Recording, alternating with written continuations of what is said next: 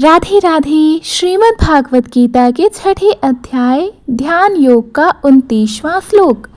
सर्वभूतस्थितम् आत्मानं सर्वभूतानि चात्मानि ईक्षते योग युक्तात्मा सर्वत्र समदर्शनः। इस श्लोक का भावार्थ है कि योग में स्थित व्यक्ति सभी प्राणियों में ईश्वर को और सभी प्राणियों को अपने भीतर देखता है। वह हर जगह ईश्वर का ही रूप देखता है। यही समदृष्टि है। एक कथा, यह कथा एक ऐसे संत की है जिसने समदृष्टि का इतना अभ्यास कर लिया था कि वह हर प्राणी में ईश्वर को देखता था, चाहे वह मनुष्य हो या पशु या पत्थर। वृंदावन में श्री अवधेश बाबा नामक एक संत रहते थे। वे गीता के ज्ञाता थे और दिन भर साधना में लीन रहते थे, परंतु सबसे अद्भुत बात यह थी कि वे हर जीव में श्री कृष्ण का दर्शन करते थे। एक बार एक घायल कुत्ता उनके आश्रम के आसपास पहुंचा। लोगों ने उसे भगाने की कोशिश की, पर बाबा ने कहा, रुको, ये वही श्री कृष्ण हैं जो किसी रूप में परीक्षा लेने आते हैं। उन्होंने अपने हाथों से कुत्ते को स्नान कराया, उसके घाव पर औषधि लगाई और प्रेम से खाना खिलाया। शिष्य ने पूछा, गुरुदेव, ये तो एक कुत्ता है, आप इसमें भगवान को कैसे देख सकते हैं? बाबा मुस्कुराए और बोले, हे वत्स, जब दृष्टि पवित्र हो जाती है तो हर कण में परमात्मा दिखाई देते हैं। सच्चा योगी वह है जो जानता है सब प्राणी उसी एक आत्मा से जुड़े हैं। बाबा का जीवन साक्षात गीता का उदाहरण था। उन्हें सभी में ईश्वर का अनुभव होता था। बच्चा श्री कृष्ण लगता, गाय राधा लगती और कुत्ता भी नारायण का ही एक रूप लगता। श्लोक से यह संदेश मिलता है, योगी की दृष्टि, सच्चा योगी सब में एकता देखता है, ना कि भेद। ईश्वर सभी में है, चाहे वह कोई भी हो। हर जीवात्मा में परमात्मा का अंश होता है।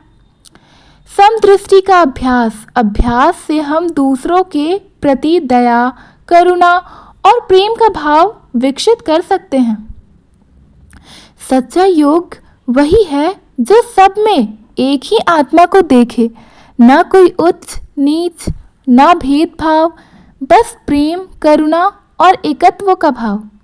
गीता कहती है, अगर तुम सब प्राणियों में अपने को देख पाओ और सबको अपने भीतर, तो तुम्हारे और भगवान के बीच कोई दूरी नहीं रह जाती है। 30वां श्लोक।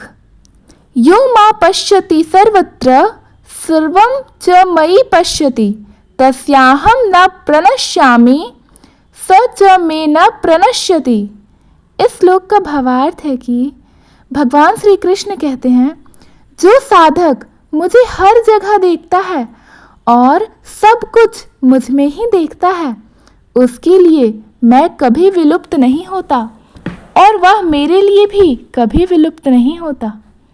मैं सदा उसके हृदय में हूँ और वह मेरे हृदय में। इस कथा में एक भक्त के माध्यम से श्री कृष्ण के इस दिव्य वचन का अनुभव होता है कि जिसने भगवान को हर जगह देख लिया, उसके लिए फिर अलग से किसी मूर्ति, किसी मंदिर की आवश्यकता नहीं होती। प्राचीन समय में वाराणसी में एक शिवदास नामक गरीब किसान रहता था। वह दिन भर खेतों में मेहनत करता और रात में तुलसी के नीचे श्री कृष्ण का भजन करता। उसके पास कोई मूर्ति नहीं थी, फिर भी वह ईश्वर से कहता, हे प्रभु, मैं आपको सूरज की रोशनी में, चिड़ियों की चहचहाट में, खेतों की हरियाली में और हर इंसान के मुस्कुराते चेहरे में देखता हूँ। एक रात गांव में आग लग गई। लोग इधर उधर भागने लगे। शिवदास ने अपनी झोपड़ी से कुछ नहीं उठाया, बस हर प्राणी की मदद करता रहा। उसने जलते घरों से बच्चों, गायों और वृद्धों को निकाला। जब उससे पूछा गया, तू अपने घर को क्यों नहीं बचा रहा था? वह बोला, मेरा घर तो वहाँ है जहाँ प्रभु का निवास है। और आज वो इन सब में से है जो संकट में है। अगले दिन भोर में जब सब कुछ राख हो गया था, लोगों ने देखा कि शिवदास की झोपड़ी वैसी की वैसी ही थी और उस तुलसी के नीचे एक चमकता हुआ दीपक जल रहा था, वो भी बिना तेल के। लोग चकित थे। तभी एक वृद्ध संत आए और बोले, जिसने भगवान को सब में देखा उसके लिए भगवान ने स्वयं रक्षा की है। श्लोक से यह संदेश मिलता है कि हर जगह ईश्वर है। भगवान केवल मंदिरों या मूर्तियों में नहीं होते, बल्कि वह हर जीव में, हर कण में होते हैं। निस्वार्थ प्रेम ही सच्ची भक्ति है। जब हम हर किसी की सेवा ईश्वर समझकर करते हैं, तब ईश्वर हमसे कभी दूर नहीं होते।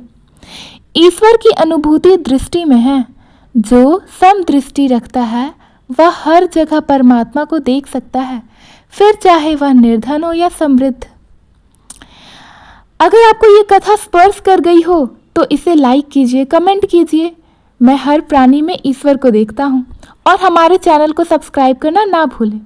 अगले श्लोक की कहानी के लिए कल फिर मिलते हैं। जय श्री कृष्ण। राधे राधे।